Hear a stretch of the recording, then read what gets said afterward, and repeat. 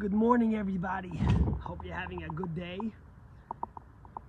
So, in this week's Torah portion, the Torah tells us something that has become a cornerstone of the Jewish people, from liberals to conservatives to all types of Jews. It's become a cornerstone of our life.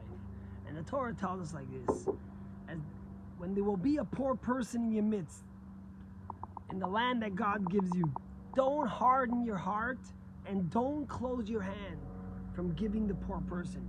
But yet you should open up your hand and give him whatever he needs that will be missing from him. Fine. So we all know a cornerstone of Judaism is charity, is caring, is kindness.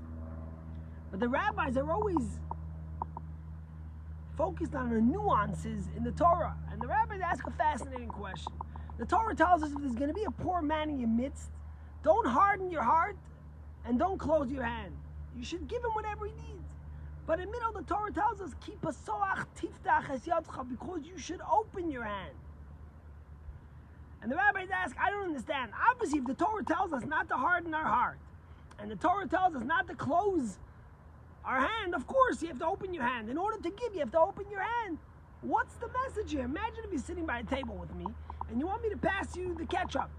And you say, hey, could you please pass me the ketchup from the other side? Open your hand and give it to me. What kind of silliness? Of course you have to open your hand.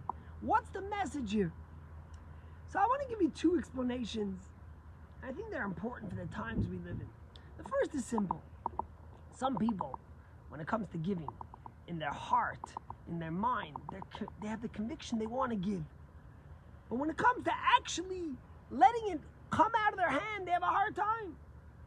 Their charity passes through their mind, it passes through their heart, it passes through their accountant, it passes through their secretary, it passes all the things, but when it comes to opening their hand and actually doing, it's hard for them. They don't want to do it. Says the Torah, listen, sometimes you gotta just open your hand, do the exercise. I know it's hard, but just do it and give it. But the question is why and how? And this is what I want to tell you. Rabbi Meir was one of the sages in the second, I think, right after the destruction of the temple, in the beginning of the CE, the Common Era. I don't remember the exact time, but he was one of the sages of the Talmud. Rabbi Meir says a fascinating thing on Kohelet. Kohelet says like this: just like a child, a baby is born naked, so too he will return naked from this world without anything of the toil that he has toiled. So what's the point of all the toil? You hear what Kohelet says? Just as a baby is born naked, so too will they return their soul naked without any of the toil they did. So what's the point of all the toil? Says Rabbi Meir in a fascinating commentary on Kohelet. He says, this is what he says: how come when a child is born, their hands, their fists are clenched, yet when they pass away, their hands are always open? Rabbi Meir says, because when we're born, our fists are clenched because we think we're going to get into the world, we're going to conquer everything, we're going to grab, we're going to consume, we're going to take. But when we die, we realize we can't take anything. It's a fascinating thing the Midrash is telling us, because think about it. One of the first games we play with kids is we try to open their fists because they're clenched, right? Yet we know that when a person passes, their hands are always open. Our mayor is saying, think about it. When you're born, you have these ideas, you're going to conquer the world, you're going to build an empire, you're going to buy real estate, you're going to have investments, you're going to own stock in all these great things. Your hands are clenched, fists are clenched. But by the time you pass, you realize that you can't take anything. You could be poor or rich, you can't even take your socks or shoes. When a Jew passes, we take nothing with us. Isn't it the famous Leo Tolstoy, the Russian writer, writes this story about this poor guy who came in contact with this very wealthy family who owned so much land in Russia. And they made a deal with him. They said, listen, we're going to give you a full day from when the sun rises till the sun sets. You walk on our property and you The more you walk, everything you walk on becomes yours. You're going to own it as one condition, that you're going to come back to the place you started before sunset. Fine, the guy's laughing. It's his opportunity of his lifetime. His family's crazy. Do they know how quick he could walk? Do they know how much he could conquer? How much land he's going to own at the end of his day? A poor guy like him. And he sets off at sunset. He gets a rest the night before. And he sets off at sunset. And he starts walking and walking. And he's dreaming about all this land that's going to be his. And he walks quicker and quicker. And then he sees further and he starts running and running.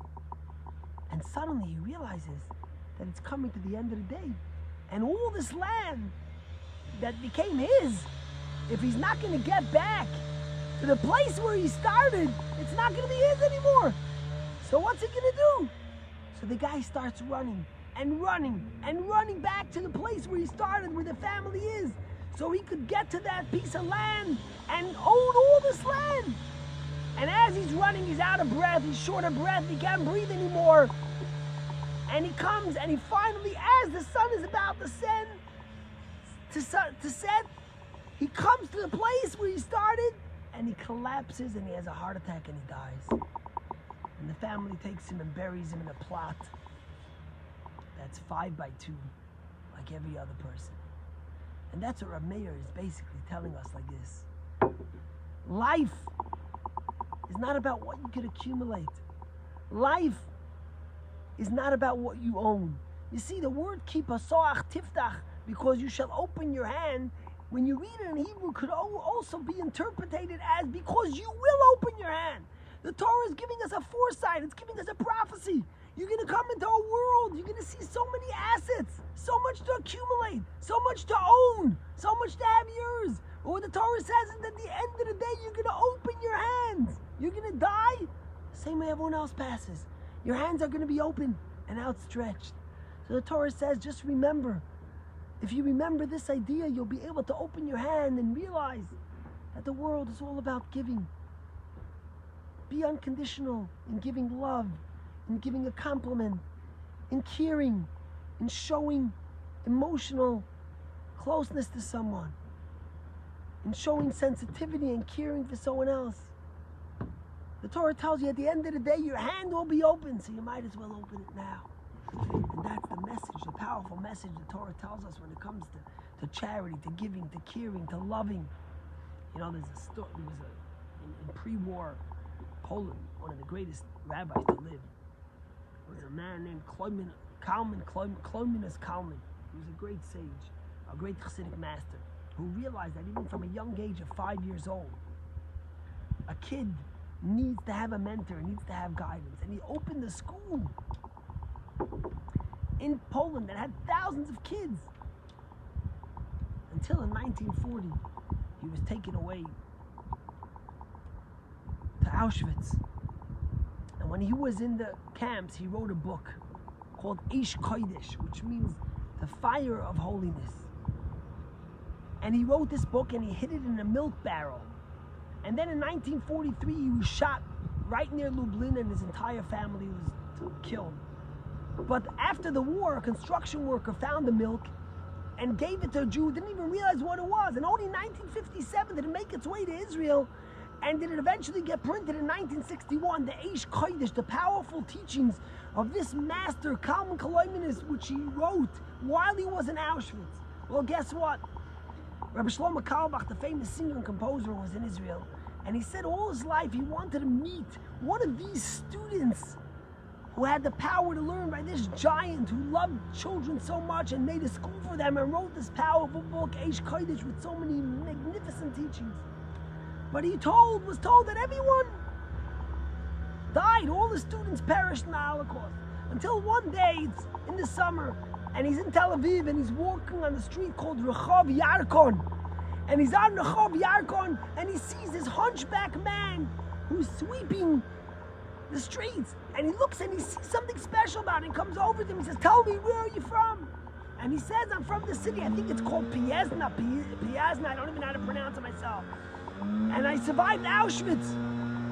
My whole family got killed, and I survived." So the rabbi tells him, He says, did you know? Rabbi Kalbach asked him, did you know the famous Common Columnist?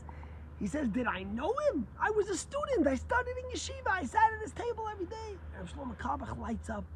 And he says, tell me, could you tell me one of his teachings that he taught you? One of his teachings. He says, one of his teachings? You think it could be in Auschwitz where you watch your whole family die and remember a teaching? And Rabbi looks at him and says, if you knew Reb Kalman, there's got to be something you remember.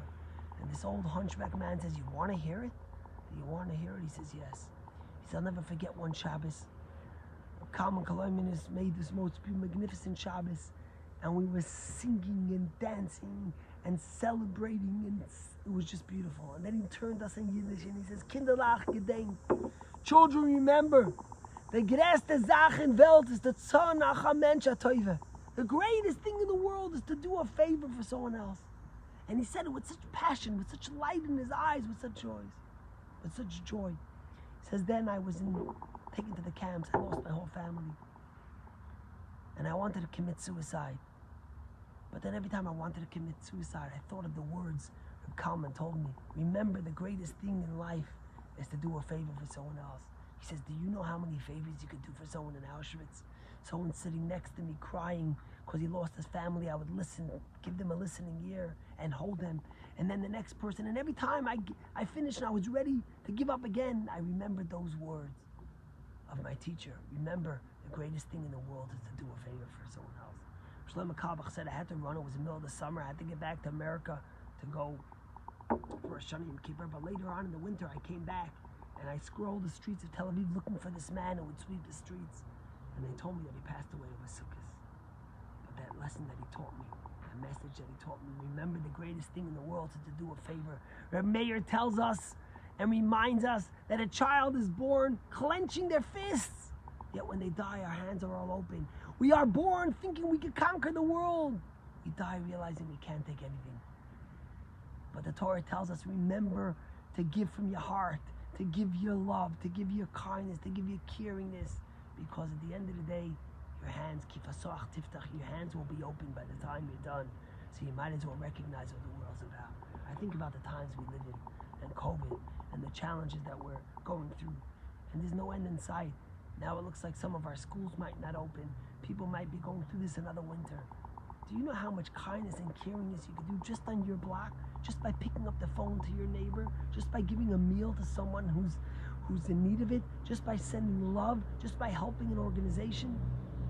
Remember the words of this week's Torah portion. We are born naked when we die naked. Open up your hands, because at the end of the day, your hands will leave open. You won't be leaving this world with clenched fists. And may Hashem bless you that in this merit of your kindness, of your love, of your caringness, that we should all be blessed with an abundance of health, of happiness, of kindness, of prosperity and all we need. This week, Shabbos, we blessed a new month of Elul.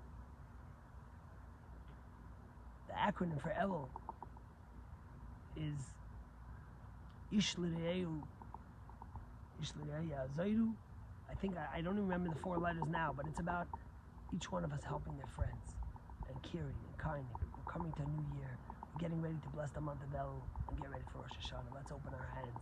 Let's be kind. Let's be caring. Let's be loving. Let's be generous in all ways we could. Have a great day.